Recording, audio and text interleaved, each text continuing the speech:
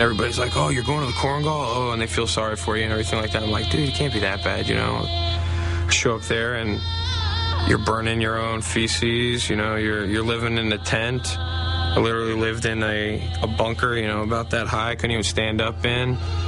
See bullet holes all rattled into the HESCOs, and when you look up, it's like, I don't even know why I have HESCOs here, because they're not going to stop the bullets that are coming down from the mountains. So I felt like I was like fish in a barrel.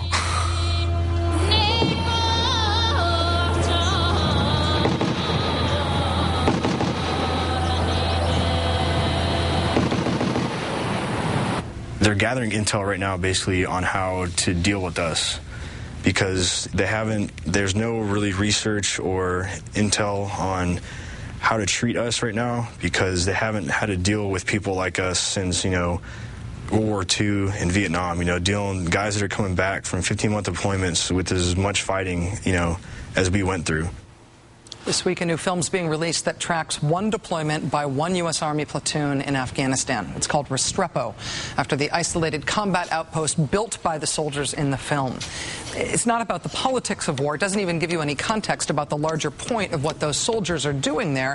It just shows how they live and fight and die during their 15 months in country. That lack of political context, that lack of narrative explanation about how individual firefights fit into battles, fit into battlefields, fit into the war, actually helps rather than hinders, I think, our understanding of how and why Americans are still dying in this war, in the longest war we've ever fought as a nation. In year 9, the pace of combat is going up, the number of American troops is going up, and the pace of NATO casualties is worse than it's ever been, with 46 Americans killed already this month. The film Restrepo shows Americans fighting in 2007 and 2008 in a place we've now stopped fighting, the Korengal Valley. Before we pulled out from the Korengal Valley 2 months ago, at the time that 2nd Platoon Battle Company was there, this 1 6-mile stretch of valley was the site, they say, of 1/5 of all the combat happening in the entire country.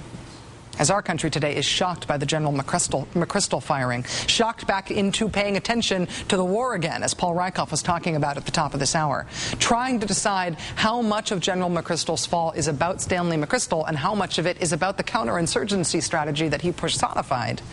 I think we are fortunate to have this raw combat film coming out this week to show us what that strategy means on the ground for the Americans who aren't just debating this, who aren't just kicking it around on cable TV, but who are living it. Check out this one other clip we've got here. Hang it! Fire! Fire!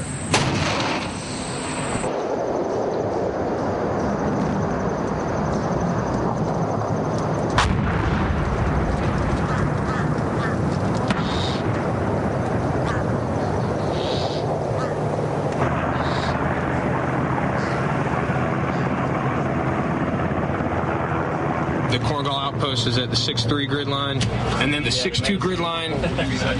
The insurgency has like drawn this imaginary line in the sand there, and every time the guys come out of Firebase Phoenix and they cross the 6-2 grid line, I mean, like no. Every time they cross the 6-2 grid line, they get in contact.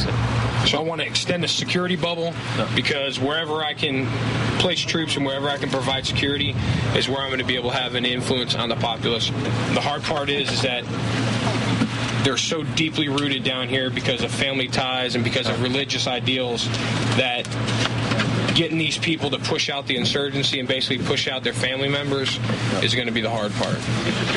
Right now, the road ends at the Korengal outpost, and where the road ends is where the Taliban begins. Filmmakers who lived with 2nd Platoon Battle Company at Combat Outpost Restrepo for most of 15 months, Sebastian Younger and Tim Hetherington, join us next.